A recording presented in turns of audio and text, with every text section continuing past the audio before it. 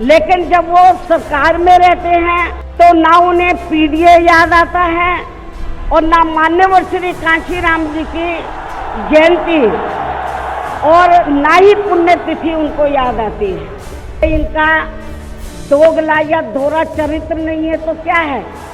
राज्य सरकार की भी बहुत बहुत आभारी है। नमस्कार, मैं हूं रिया और आप देख रहे हैं द न्यूज़ पॉइंट। 4 बार उत्तर प्रदेश की मुख्यमंत्री रह चुकी मायावती और उनकी अगुवाई वाली बहुजन समाज पार्टी सक्रिय मोड में आ गई है।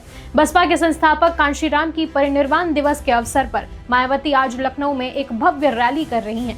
इस रैली में मायावती अपने समर्थकों को संबोधित करते हुए कह रही हैं कि पिछले कुछ वर्षों में कांशीराम की प्रतिमा पर श्रद्धांजलि अर्पित करना संभव नहीं हो पाया क्योंकि इस स्थल पर मरम्मत का कार्य नहीं हुआ था।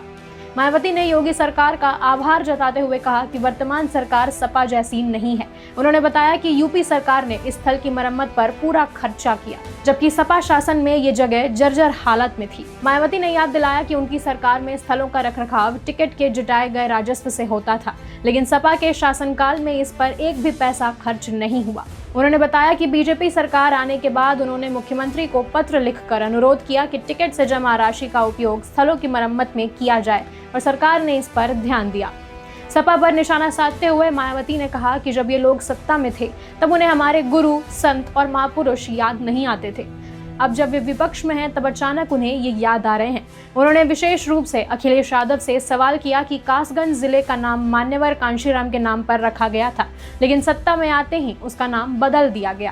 मान्यवर श्री कांशीराम जी के नाम पर हमने कॉलेज, यूनिवर्सिटी, अनेकों संस्थानों के नाम रखे, अनेकों संस्थानों के नाम रखे, जनहित की योजनाएं शुरू की। सारी के सारी समाज अधिकांश जो बड़ी बड़ी योजनाएं थी वो सभी के सभी इन्होंने बंद कर दी समाजवादी पार्टी की सरकार ने। ये इनका दोगला या दोहरा चरित्र नहीं है तो क्या है। मायावती ने डॉक्टर भीमराव अंबेडकर के विचारों का हवाला देते हुए कहा कि उनका मानना था कि सत्ता एक मास्टर चाबी है जिसके माध्यम से दलित और उपेक्षित वर्ग अपने जीवन में खुशहाली और स्वाभिमान ला सकते हैं। मायावती ने बताया कि कांशीराम ने अपने जीवन का समर्पण इसी मिशन के लिए किया और यूपी में कई बार सरकार बनाकर तथा आसपास के राज्यों में विधायक और सांसद जीतकर बाबा साहेब का सपना आगे बढ़ाया। उन्होंने कहा कि कांशीराम की इच्छा थी कि दलित और अन्य उपेक्षित वर्गों की संख्या अधिक होने के कारण उन्हें एकजुट होकर पूर्ण बहुमत की सरकार बनानी चाहिए, तभी वो पूरे स्वाभिमान के साथ जीवन व्यतीत कर सकते हैं। मायावती ने यह भी कहा कि दुख की बात यह है कि कांशीराम के जीवन काल में ये सपना पूरा नहीं हो पाया। उनके निधन के बाद उनकी एकमात्र उत्तराधिकारी ने इसे साकार किया और 2007 में पहली बार अकेले ही पूर्ण बहुमत की सरकार बनाई।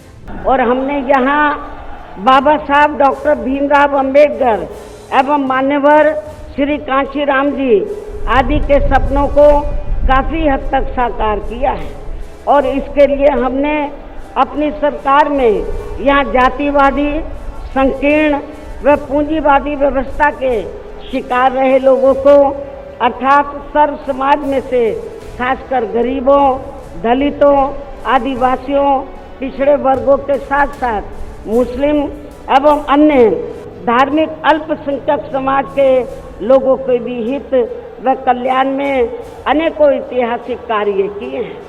बसपा का दावा है कि इस रैली में प्रदेश के अलग अलग हिस्सों से 5 लाख से अधिक कार्यकर्ता शामिल होने जा रहे हैं। मायावती लगभग 3 घंटे तक मंच पर रहेंगी और रैली को संबोधित करेंगी। मंच पर उनके साथ 6 अन्य लोग भी होंगे।